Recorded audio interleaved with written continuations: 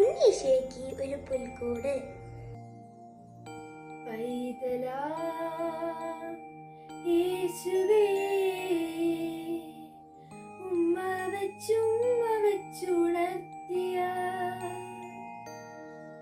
ആട്ടിടയർ ഉന്നതരേ, നിങ്ങൾ തൻ ഹൃത്തിൽ യേശുനാഥൻ പിറന്നു. പൈതലാ യേശുവേ, ഉമ്മ വെച്ചുണർത്തിയ ആട്ടിടയർ ഉന്നതരേ, നിങ്ങൾ തൻ ഹൃത്തിൽ യേശുനാഥൻ പിറന്നു. അത്യുന്നതങ്ങളിൽ ദൈവത്തിന് മഹത്വം, ഭൂമിയിൽ ദൈവകൃപ ലഭിച്ചവർക്ക് സമാധാനം.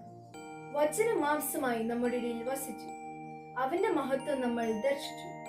കൃപയും സത്യവും നിറഞ്ഞതും പിതാവിന്റെ ഏകജാതന്റേതുമായ മഹത്വം. രാജാതിരാജനായ ഉണ്ണീശോയെ വരവേൽക്കാൻ നമ്മുടെ ഹൃദയമാകുന്ന പുൽക്കൂടൊരുക്കാം. ഹൃദയശുദ്ധിയുള്ളവർ ഭാഗ്യവാന്മാർ, അവർ ദൈവത്തെ കാണും എന്ന് മത്തായി 5:8 എന്നുള്ള തിരുവചനത്തിലൂടെ ഈശോ നമ്മോട് പറയുന്നു. വിശുദ്ധിയുള്ള ഹൃദയങ്ങളിലാണ് ഉണ്ണീശോ എന്ന് പിറക്കുന്നത്. ക്രിസ്മസിനായി ഒരുങ്ങുന്ന ഈ സമയം നമ്മുടെ ഹൃദയ നിലങ്ങൾ വിശുദ്ധീകരിക്കപ്പെടാനായി നമുക്ക് പ്രാർത്ഥിക്കാം, പ്രവർത്തിക്കാം. ഉണ്ണീശോയെ, എന്റെ കുഞ്ഞു ഹൃദയം അങ്ങയുടെ ഹൃദയം പോലെ നിർമ്മലമാക്കി മാറ്റണേ എന്ന സുഹൃത ജപം 10 പ്രാവശ്യം ചൊല്ലി ഉണ്ണീശോ കാഴ്ചവെക്കും.